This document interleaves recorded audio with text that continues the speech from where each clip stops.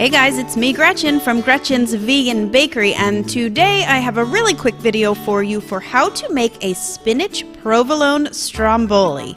It's really not that difficult. You do just need a bit of time to get it all done, and most of that time is spent waiting for the pizza dough to be ready. Now you can of course buy some pizza dough already prepared, but I do have an awesome pizza dough recipe for you to follow from when I made my margarita pizza several months ago. And if you've never made a pizza dough before, trust me, it's really easy, so I do hope you'll try it.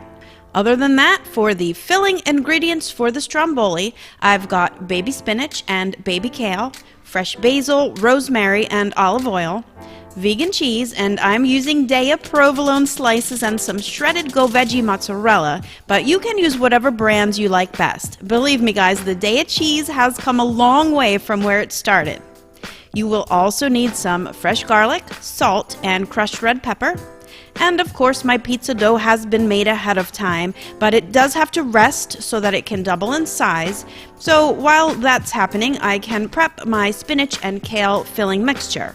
I have a large pot of salted water coming up to a boil, and once it boils, I'm just going to blanch the kale. Blanching is basically a way to fast cook the greens to get them tender, and then we're going to shock them in ice water to stop the cooking, and that also helps keep the vibrant green color. The kale takes about 3 to 4 minutes, and then we're going to do the same thing to the spinach, but the spinach cooks really fast. You really just need to let that go for about 1 minute.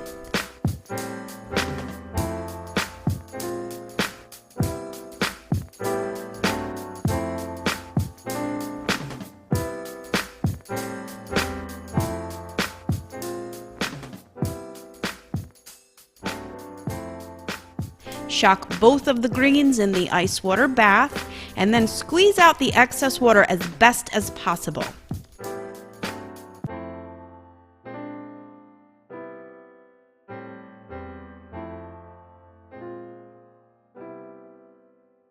Then transfer it to a large mixing bowl, add the chopped basil, the garlic, the salt, the crushed red pepper, and I did about 1/4 to half a teaspoon, which really, if you like it spicy, just use your judgment.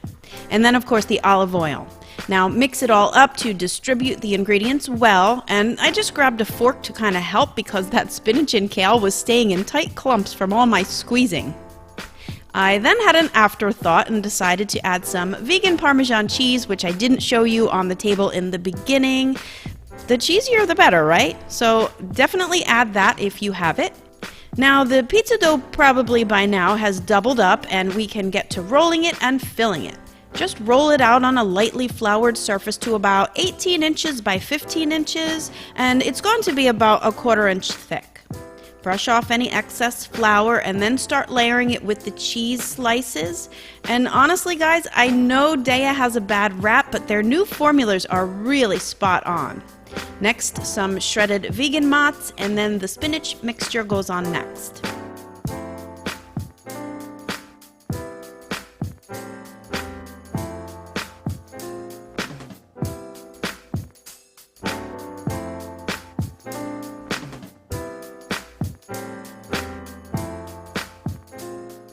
Just roll it up while tucking in the edges, and then you're going to pinch the seams to close it. Now I really should have brushed this edge with some water to help it stay closed, since you'll see I have a bit of a blowout when I take it out of the oven. Nothing terrible, but some water would have helped that. Now get it to a baking pan with a silicone mat or parchment paper, and then brush the top of it with olive oil, another sprinkling of Parmesan cheese, and then that fresh chopped rosemary.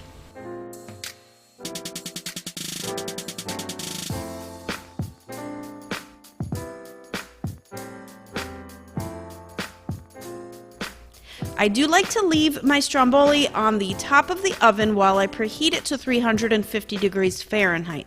This stovetop gets really hot when I'm preheating the oven, so I'm just resting the pan on a cast iron pan. Once the oven is hot, I pop it in for about 45 minutes to golden brown, and you can see here my blowout on the side. And actually this was a good indicator though that the insides were done, because you can see all that bubbly cheesiness. I really couldn't wait to cut into this, but I should have waited at least 5 minutes to let it settle down. But let me tell you, this vegan spinach provolone stromboli is awesome. Leftovers stay really well for up to a week, but I know they won't last that long. Just make sure you wrap it and keep it in the fridge, and you could just rewarm it before serving. So I really hope you'll try this recipe. You will not be sorry. Head on over to GretchensVeganBakery.com to grab the recipe. And while you're there, don't forget to grab something for dessert.